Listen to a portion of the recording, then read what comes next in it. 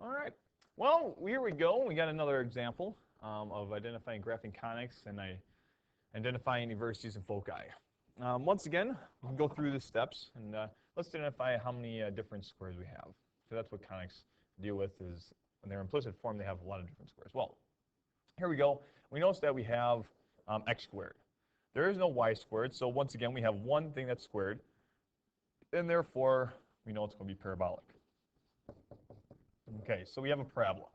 Now, with a parabola, you're going to have a vertex and one focus, and we want to write this into some sort of form. So we see the x is squared, so we know this is going to be vertical.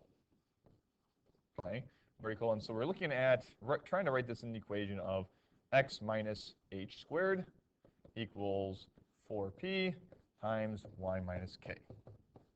That's the form that we want, because it's vertical, all right, because x is squared, and so we want to try to write this in that way.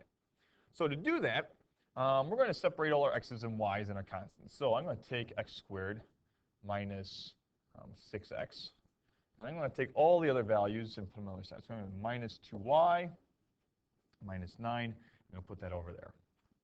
Now from here, what we're going to do is now we're going to actually take this and we're going to complete the square. Okay. Now from here, in order to complete the square, we need to find the c value. And actually, I probably didn't put the 9 over there. But, I'm going through this, but well, we'll do it anyway. All right. We're going to take the c value. We're going to take a b divided by 2 and then square it. Well, 6 divided by 2 is 3. 3 squared is 9. So we're going to add a 9 here. We have a coefficient of 1, because that's what you look for. So I'm going to add 9 here. And you realize that after the fact that would be canceled out anyway. So what we have then, we're going to complete this square. We have x minus 3, that quantity squared, equals negative 2y. Okay. So from here now, we're going to identify what our vertex is. Okay. Our vertex is going to be located at, you see it's 3, that's valued by the x. And then we see that we don't have any other values here, so our k is going to be 0.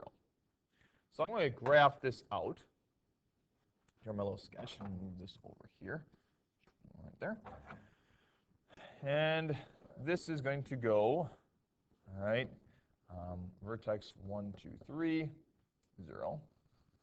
There you go. I'm going to do a different color now. I got that. Okay, so there's my vertex. Now, from here, you can see the other side that this value there, okay, we have negative 2 equals 4p. Now, because this value is negative, my parabola is going to open down instead of up. Okay, because this value is negative, it's going to open down. So we're going to go right here, and it's going to go down.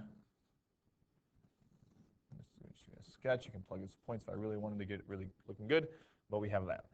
Now, next thing is I'm going to find my focus. Now, from here, I'm going to divide by 4. I'm going to find this p-value, because if you recall in the past tutorial, or if you've been doing this for a while,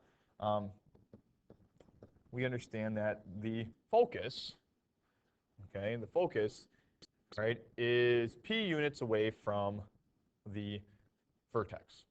So right here we find out we have negative 1/2.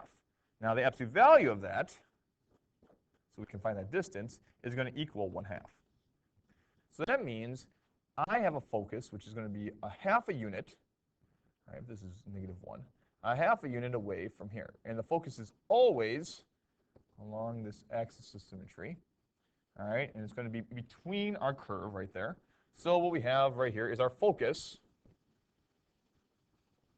is going to be at the point of 3 and negative 1/2. And it doesn't say for our directrix, but I'm going to find it anyway because I'm a superstar. So we're going to find the directrix right here. And the directrix is always on the other side. So we have y equals 1/2 as my directrix. Okay? And that's everything we know. Once again, kind of illustrating the properties. Any point here, distance from there to here have to be equal. And actually, it looks pretty good. So I think I actually did a pretty decent job with that parabola. All right, so that's our sketch of the parabola. Once again, this one we had to complete the square. And find it so we can write it in standard form. Okay? We went through the process again. First, identify how many squares we have. We have one square, so therefore we know it's parabolic. It's conic section, that's a parabola. It's x squared, so we know it's going to be a vertical parabola, either going up or down. We then identify the basic equation, which was this right here, and then we went and transformed it here by completing the square. And after we found this, found our equation, found our vertex by looking at h and k, and then we identified the p-value,